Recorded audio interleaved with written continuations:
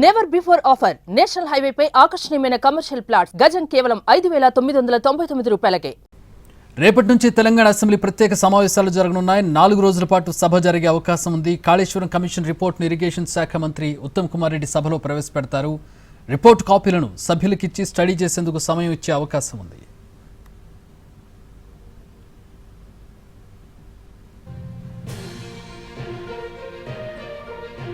Medigadda barrage పిల్లర్లు కుంగడంపై 16 నెలల పాటు విచారణ జరిపిన పీసీ ఘోష్ కమిషన్ జూలై 31న ప్రభుత్వానికి నివేదిక ఇచ్చింది.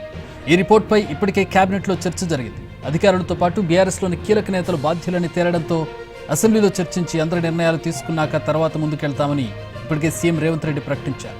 అసెంబ్లీలో ఈ అంశంపై ప్రభుత్వాన్ని నిలదీస్తామంటూ ఇప్పటికే హరీష్ రావు కౌంటర్ ఇచ్చారు. దీంతో సభ వాడివేడిగా జరిగే అవకాశం.